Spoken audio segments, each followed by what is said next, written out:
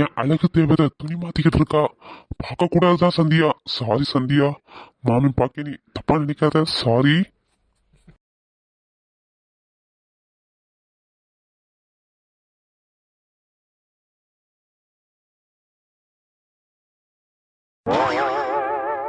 என்ன சந்தியாவை எங்கேயுமே காணும். சரி அவ ரூம்ல தான் இருப்பா, அங்க போய் பாத்துக்கலாம்.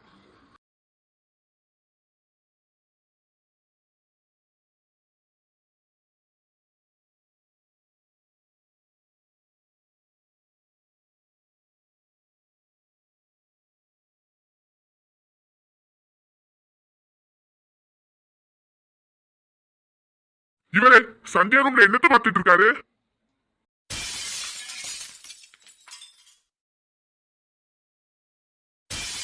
Hello, excuse me. இருங்க, டிஸ்டர்ப் பண்ணாதீங்க. ஹலோ ப்ரோ, நீங்க எப்போ வந்தீங்க ப்ரோ? நீங்க உள்ள எட்டி பார்த்துட்டு இருந்தீங்களா? நான் அப்பவே வந்துட்டேன். ஐயோ, நம்ம உள்ள பார்க்க ஆரம்பிச்சதுல இருந்தே இவன் வந்துட்டான் போலயே. எஸ்கேப் ஆக வேண்டியதா, இல்லாட்டி இவன்ட்ட மாட்டான் சிங்கம். கேக்குறல, சொல்லுங்க. இது வந்து ப்ரோ, எனக்கு எனக்கு வெளியே ஒரு வேலை இருக்கு, மறந்தே போயிடுச்சு. நான் அப்புறம் வரேன். சந்தியா. சொல்லுங்க மாமா, நீங்க எப்போ வந்தீங்க? நான் வந்து தீர்க்கட்டும். நீ என்ன பண்ணிட்டு இருந்த? மாமா சாரி கட்டிட்டு இருந்தேன் மாமா.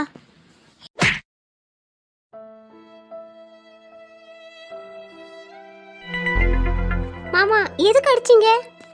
ட்ரெஸ் மாத்தும் போது கதவை லாக் பண்ணிட்டு உனக்கு ட்ரெஸ் மாத்தணும்னு கொஞ்சம் கூட அறிவு இல்லையா சந்தியா உனக்கு?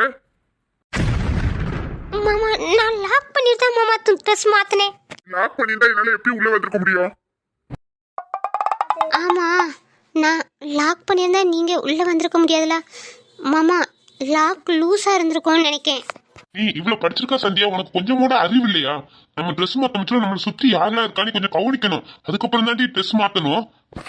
மாமா இது எங்க வீடு தானே மாமா, இங்க யார் இருக்க போறா?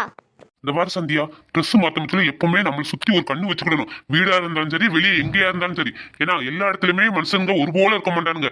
கெட்டவங்களும் இருப்பாங்க, நல்லவங்களும் இருப்பாங்க. அதனால நம்ம தான் கொஞ்சம் உஷாரா இருக்கணும். இதை உன் மனசுல வச்சுக்க சந்தியா. சரி மாமா, நான் இனி கவனமா இருக்கிறேன். சாரி சந்தியா, நான் தெரியாம உன்னை கை நீட்டி அடிச்சிட்டேன். நான் கல்யாணம் பண்ணி போற பொண்ணை அடிக்க கூடாதுன்னு நினைச்சேன். ஆனா ஒரு கோவத்துல தெரியாம பண்ணிட்டேன். மன்னிச்சுக்கோ சந்தியா. பரவாயில்ல மாமா, நான் எதுவும் தப்பா எடுத்துக்கல. நீங்க எங்க நல்லதுக்கு தானே சொன்னீங்க. நீங்க சொன்ன மாதிரி பெண்கள் ட்ரெஸ் மாத்த முச்சுல கொஞ்சம் கவனமா தான் இருக்கணும் மாமா. சாரி மாமா, நான் தான் உங்ககிட்ட மன்னிப்பு கேட்கணும் மாமா. சந்தியா, அடிச்சதுக்கு சாரி சந்தியா. ஆனாலும் நீ இந்த சாரியில ரொம்ப அழகா இருக்க சந்தியா. மாமா உலகமே எவ்வளவு ட்ரெண்டா மாறிக்கிட்டு இருக்கு, ஆனா நீங்க இந்த டைலாக்க விடவே மாட்டீங்களா மாமா? என்ன பண்றது, இந்த மாமனுக்கு உன்னை இம்ப்ரெஸ் பண்றதுக்கு தெரிஞ்ச ஒரே ஒரு வார்த்தை இதுதான். நீ ரொம்ப அழகா இருக்க.